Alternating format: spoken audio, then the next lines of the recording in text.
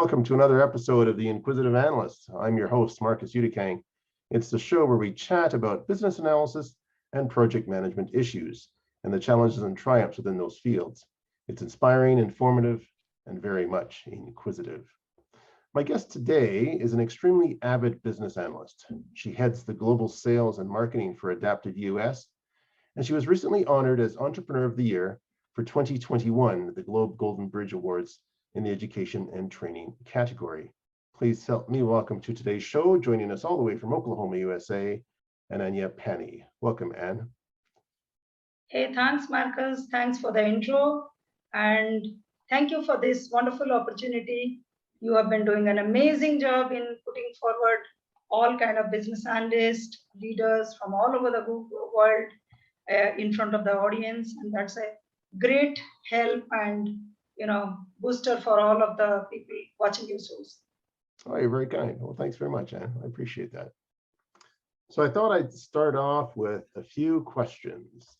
And we all know that everyone got to business analysis in their own different way. What was your path that you followed to get to the business analysis field? Oh, mine is not a very conventional one. To start with, I was actually a business process analyst, where I was involved with the organization processes, involved with the various functions, how looking at it, what kind of improvements can be brought in, putting up new processes for them, coming up with improvements, coming up with the inefficiencies in the processes, how to remove them, how to define new metrics, how to measure the effectiveness of the processes, how to know that what we have put forward is being effectively used and it's working. So I had a BPA kind of a background, and it's very interesting that of that I was trying to persuade people, saying that most of the professions can lead to a BA career. Now that's where I started looking at my career, and it looked so much in sync. So when BPAs start getting into a BA career, there's a lot of overlap that happens. Just that from a process background, you move to a technology background instead of using process measurement criteria or tools like Minitab and things like that. You start using modeling tools and requirements gathering tools, all of those things. But yes, going back to how I got into this, now way back when I was a BPA, I was doing all of these things, and of late when we started Adaptive, there was one requirement from a client to conduct a requirements gathering or a business analysis training. That is where we got into this domain. And when we look back, it looked very similar to what we were doing. And there was a lot of convergence, or there was a lot of similarity between both these things. So that made us think, and we started off slow. Then that made us think, why not this? And that turned out to be looked to be an attractive one and had a good global appeal. And we kind of moved it into a global model, and we moved from a local market to a global market, established ourselves, and kind of reached out to people or professionals or students from 80 plus countries right now are associated with us. We've touched lives of 20,000 plus professionals with AdaptiveUS. So that's how I got into this. Now coming back to what I do in Adaptive, I no longer do a more of a project role, but I'm involved more of a enterprise BA role. So whether it requires new initiatives, product launches, new marketing plans, how to make it more effective, how do you launch new products, how do you make it more popular, what kind of channels to be leverage, all those kind of things is what I take care of at AdaptiveUS right now. But this is what has been my journey to get into a BA profession. Fantastic. So you're involved with marketing, you're involved with product conceptualization type of stuff, strategy for Adaptive US. So what's maybe you can take us through what's involved in some of these roles at Adaptive US?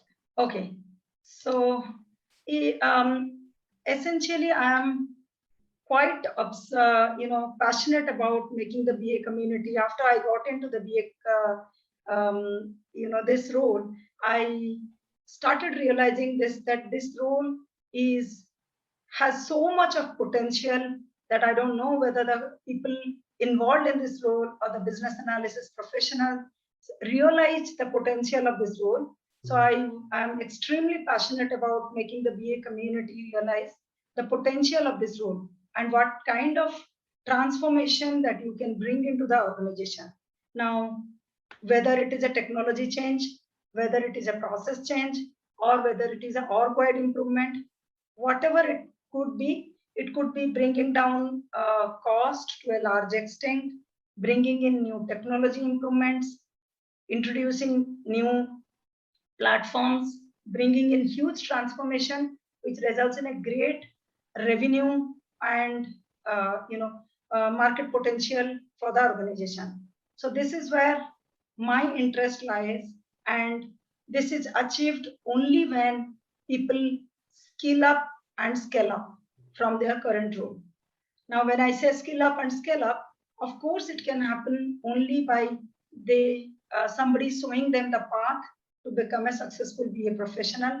So we are here to show them the secret of the path to become a successful BA professional.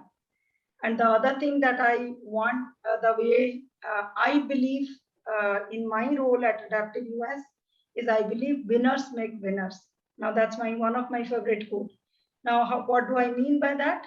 What I mean by that is when we make a lot of effort, or when we focus on making our students or the community win in their careers and they become winners, they become achievers in their fields, they take us to multiple places and they make us winners. And that's what I feel is my role all about. So I call myself as a growth or a creator of opportunities, and I take care of the growth and sales and revenue.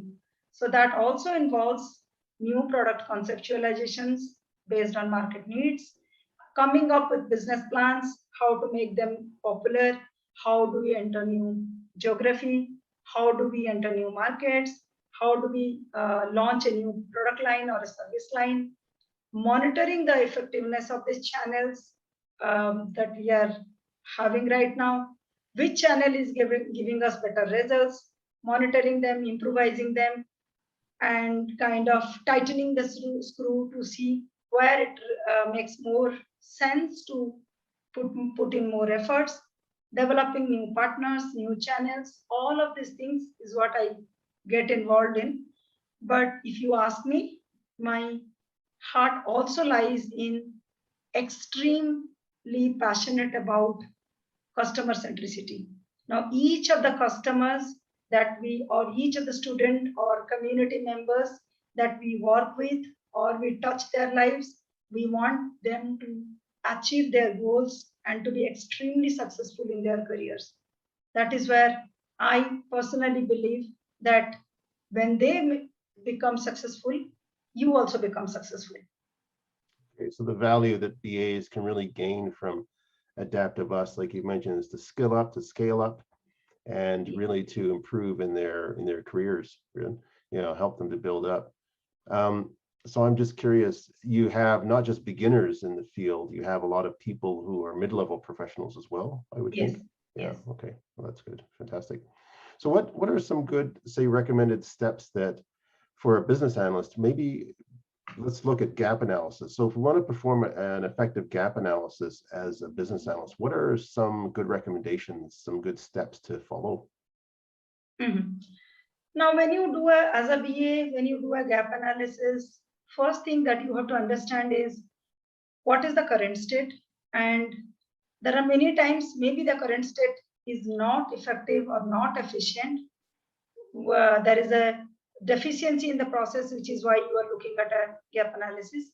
There could be some instances where the current state is all working well, but you need to move to the next or the best technology or to the best environment or to the best platform. Like, for example, we had a in-house built learning management system.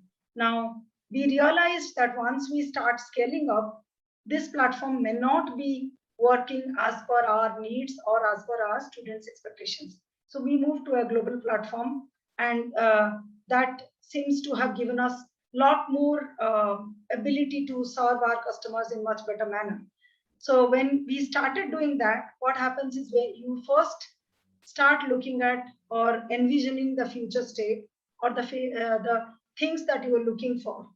So first step is you start envisioning the future state, considering the technological advancement, the market or the customer's needs, the expectations.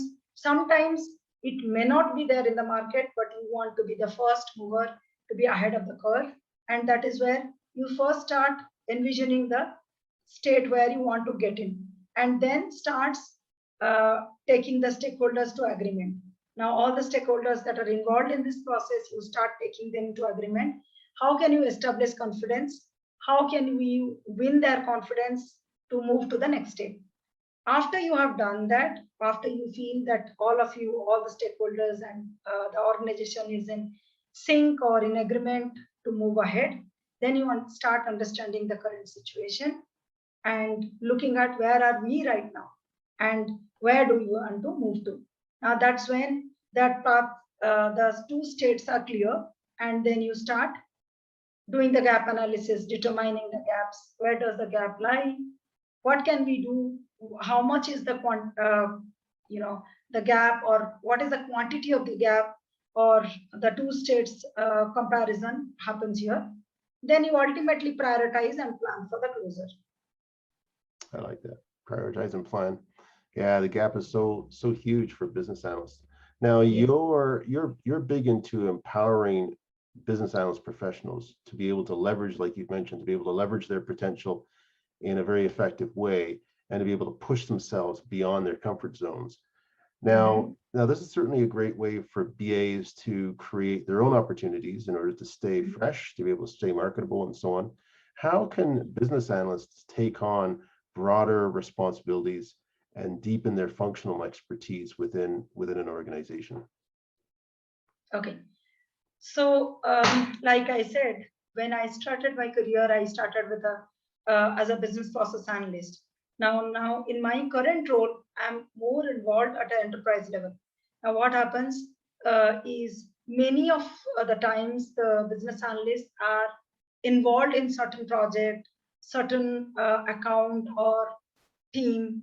So when they want to take on broader responsibilities, deepening their functional expertise, knowledge within various domains, the first thing is they have to understand the big picture.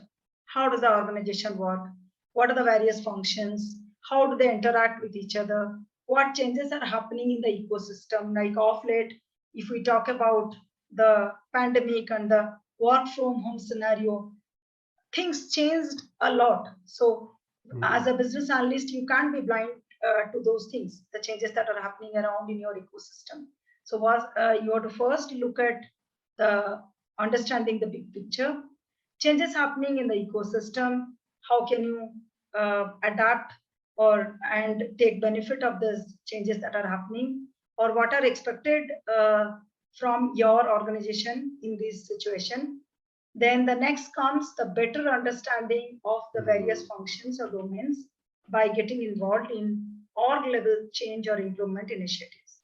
Now, you may all sometimes be confined to only the IT functions, but when you move yourself to other functions, there could be other functions where there are improvement initiatives or improvement opportunities that are there. Identifying inefficiencies in the organization, propose improvements so that as a whole, the organization becomes lean and less inefficiencies exist in the system. And as a whole, the organization is able to move forward faster with the technological advancements. Now, those are things that usually comes beyond your regular responsibilities. Now, when, like you said, when you push yourself beyond your comfort zone, now you're to stay within your within your project, within your account, or within your solution scope is staying within your comfort zone where you are comfortable already. Now, Beyond that, when you go, that is when you start expanding your career, you start expanding your own profile, and as such, business analysts already have a good cross-functional knowledge. So by honing these skills, they are always better equipped to take a C-suite role. They can move ahead in the career graph, move on to a CXO role by doing these kind of initiatives. That's good. I noticed that even for myself, and I'm sure many other BAs, if you stay in a role for too long, you become too comfortable, and there is no growth, you know, and you have to go beyond that comfort zone to really grow. And you mentioned also about the pandemic, which all of us have obviously been suffering from and having to deal with. So what are some recommendations, say, how business analysts can survive and thrive in this new normal? I mean, how can BAs turn the challenges of the pandemic into something like an opportunity? Okay. Now, the interesting thing is, Marcus, sometime back, I did a poll on LinkedIn, and where I asked people, what are the challenges that people have faced because of the pandemic or the new normal? What do they find most challenging in their jobs as a BA? Now, the thing that came out very, very prominent and evident is taking stakeholders' confidence, taking getting more better inputs from them, better engagement from the stakeholders, better inputs on the or the feedback from the solutions that they propose. So when suddenly we moved from a face-to-face or a in-face meetings to a virtual world, it took a long time for us, all of us, to adjust. Now, keeping that in view, things have to move. We can't stop, projects and solutions, thinking that we move to a new normal. So the thing that has worked for, and they also suggested what worked for them. So most of them agreed and suggested that more visuals, more drawing boards, more of requirements, chatting, modeling on drawing boards, and trying to show them what they are trying to, or trying to develop a POC or a prototype and show them. That helped them get better insights from the stakeholders and getting feedback from the users. That is something that almost all the BAs agreed, that visuals, drawing boards help them get better inputs. Then the second thing that people have also come back saying, use of collaboration tools more effectively, like what you and me are using right now, Zoom, Google Meet, and all other platforms, WebEx, GoToMeet, all of these things have become a part of our life. Now, some part of it also goes back to investing in a good environment, good hardware, software, or all those things that you need, and having a better place and better kind of a place where you are comfortable. Then staying better connected with your stakeholders and team with instant messaging tools. That a lot of times help, because not everything we discuss on the meetings and all that. So getting connected with them on instant messaging tools like chat and all that makes it a lot better to get inputs instantly.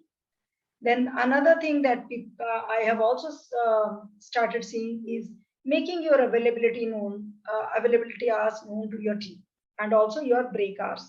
Now, when you are usually available, make yourself schedule and make it known to your team, and usually try to follow the schedule unless there is something that comes in your way.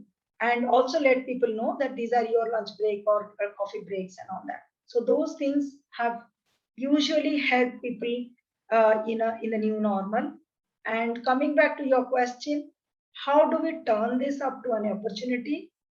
Now, you must have seen there are sectors or domains which have been doing really good.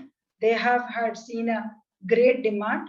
The domains that are in demand are digital payments, digital wallets, contactless delivery, contactless payments, medical records keeping, online expert consulting, edtech, online banking, or banking over the net, specialized courses. All of these things have been in great demand. So when we these are the sectors where BAs can leverage their potential and grow up. Then the other thing, when people are not in those, those domains, what they also can think of is, now there is no physical boundary that restricts you anymore. So all your solutions that you develop for your local team can always be extended to the global team as well, right? Now, anything that you did for your local team can always be extended to a larger team. So that is where how you can turn this challenge into an opportunity. Fantastic. And I like your reference to the graphical applications we can use, like Miro. Miro is another good collaboration tool in addition to Zoom. And I was going to say, when we are online, using pictorials and using graphics becomes so much more valuable. And by the way, if you want to share any infographics talking about graphics, feel free to do so whenever you want to. So I was going to say, how does a BA, say, kickstart a lucrative career? So how do people successfully transition to becoming a very successful business analyst? Okay, so here let me share my screen. So this is something that I developed, which gives a very good pointers on what do you do. Now, first thing is learn basics of business. How does a business operate? How does an organization work? What are its revenue streams? What are its strengths? Learn the BA process. What is a BA do typically in an organization? Then start learning the BA tools. If possible, take a training and a certification which upskills you immediately to BA tools, BA skills, and all of those things. Now then, try to strengthen your BA tools knowledge. Say things like UML, BPM, Bizazi, or Process Modeler, or Jira. These kind of tools are quite popular, and they are usually expected out of a BA to perform in their job. Then the fourth thing I would say is learn relevant domain. Now, when I say learn relevant domain, what I mean by that is, suppose you have worked in a banking domain. You come from a banking background. Suppose you have come from a edtech background, or suppose you have come from a telecom background. Learn your domain well. Or domain, if you are starting fresh, look at what you specialized in your business studies or in your education. Does it make sense, or does it interest you to go ahead? If it is so, then learn the relevant domain applicable to the to your education or to your past experience or to your employment, whatever it is, and make it strengthen yourself in those domains. Fifth and very, very important point is hone your behavioral skills or polish your behavioral skills. Now, BA as a job, I would say, is probably 50% tools or technology knowledge, 50% or maybe more is of behavioral skills. How do we communicate with our team members, with our stakeholders? How clear and concise is our communication? How do we, do conflict resolution? How are we able to negotiate? How are we able to manage time? How are we able to facilitate? How are we able to bring in people together? How are we able to make them work together? All of those things makes you a great BA, irrespective of your technical or domain knowledge. When you are good with people, you're definitely going to be a good BA. Then the next thing is, once you start doing all these things, now in behavioral skills, I can go on and on. You can start taking public speaking courses. You can start improvising your communications and other skills. Then you go back to seeking a BA internship. It could be a BA role internally in your organization, or it could be, if you are starting fresh, you could be looking at a BA internship or an opportunity outside in your of your organization, or in any of the organizations where you can look for a BA internship or startup BA jobs. Then the next important thing that comes is network, network, and network.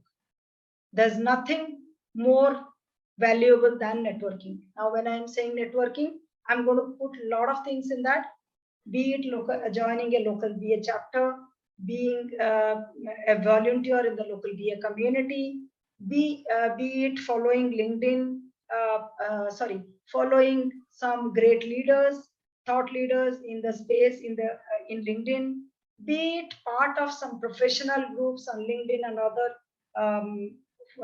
platforms, communicating with them, interacting with them, looking at what problems and solutions people are proposing, learning from them. All of these things are definitely going to be great knowledge enhancer and making you better suited for your next BA role. Now, all these things are definitely going to.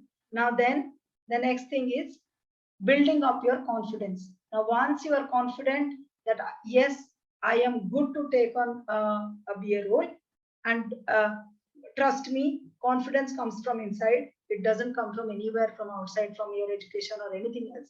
You just have to believe in yourself and keep learning. Invest a lot of time in learning. Spend a good time in learning and make learning your habit.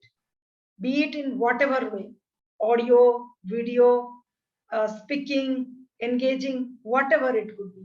Anything that you do related to your domain, that is some or the other way of learning. That's my set of things I would say for BA to start their career or to grow in their BA career. I think that's fantastic. Yeah, top 10 list, quite good. What are your recommendations that a BA can use to be able to gather requirements, say, in an Agile environment, for example? Okay, now Agile as an environment is not very, very different from the way things were being done in Waterfall. But yes, there are big differences. The differences are like this. Agile looks or puts the customer in the center place or in the forefront. Customer is God in Agile, wherein you believe in developing or delivering a working product in the minimal time, then kind of enriching it with features, than developing a mammoth application.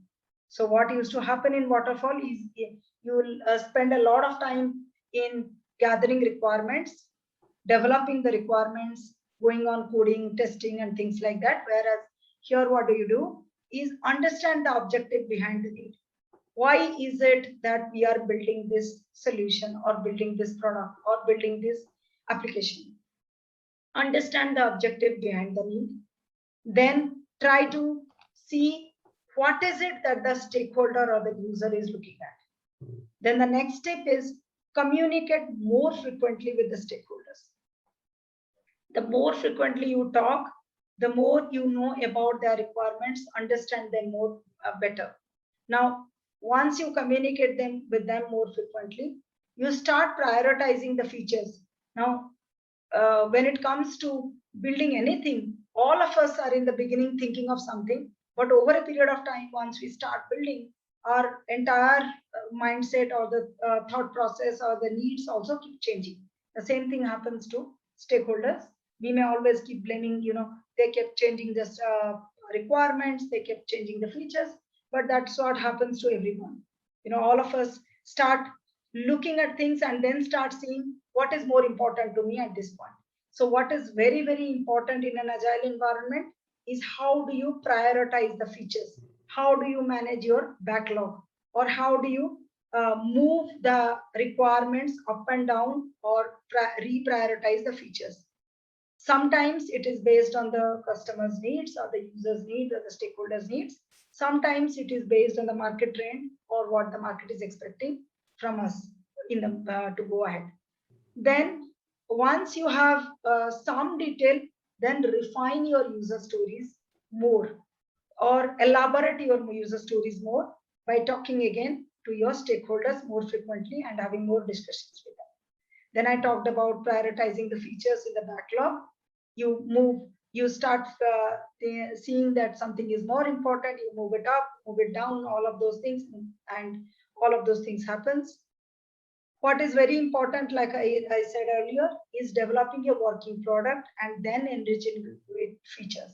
like a onion model, where you start building very slim, and then you start putting layers over it. And then the other thing that helps in this direction is prototype, POC, take feedback, do a small model, and start working on those feedback and work. Fantastic. Now, as you've mentioned, you've reiterated a few times, communication skills are so vitally important for a business analyst. And also, BAs need a variety of other types of skills, like behavioral skills, decision making, being creative, being innovative, problem solving skills. What are some great ways that BAs can build effective relationships with people? Because this is really what being a BA is all about, right? We have to create those good relationships. So what's an effective way to build really good relationships with people within their team, and say even across various departments? Yes. So when it comes to BAs, like I said, a BA has to be a good people person. Now, if you are not able to work well, it's said that a BA is a bridge between the stakeholders or the user community and the dev team or the technical team. Now, when you are a bridge between both, you have to be a good people person. Now, what comes, the various BA skills that you need to have to be successful in this is, let me pull up one of my infographics. This is what I suggest for most of the BAs to develop for being a better BA. Now, communication skill, listening without any bias or without any prejudice, conflict resolution, be a good negotiator. But when it comes back to my favorite, I would say, working with empathy with most of the people, working with a human touch, or working with people in team building, and you have to be a good decision maker. You should be able to question, and you should have the ability to listen to them, and without any judgment or without any bias. Now, question with an open mind, listen patiently without assumptions, let them express their views, don't make judgments or don't have assumptions. Communicate effectively. This I can't emphasize more. This is something very, very important. It has to be clear and concise. Now, every time you communicate, you have to look at your communication. It has to be unambiguous, clear, and concise. Then the other thing that helps a BA in becoming a better BA is taking feedback and engaging with people. This is what I call it as a human touch. Now, all of us are humans. We are not working with robots or machines. Yeah. Now, working with people requires a lot of empathy and engaging, taking feedback. And then lastly, be a bridge and a good conflict resolver. And keep seeking opinion from people, take people into confidence, engage with people more. These are some of the good ways I have seen people, excelling in their BA careers with these skills. Fantastic. Well, I want to say thank you for engaging on this conversation between us today. And if anyone in the audience wants to get in touch with you, Anne, how best can they do so? Oh, my email ID is, I can show it up here. Sure. That's my email ID. Let me share my screen. So they can reach me at my email ID, which is ann@adaptiveus.com. Okay. They can also reach me over LinkedIn. My LinkedIn ID is ANN, and this is the way that they can reach me. So if they search for Ann and AdaptiveUS, they should be able to get me.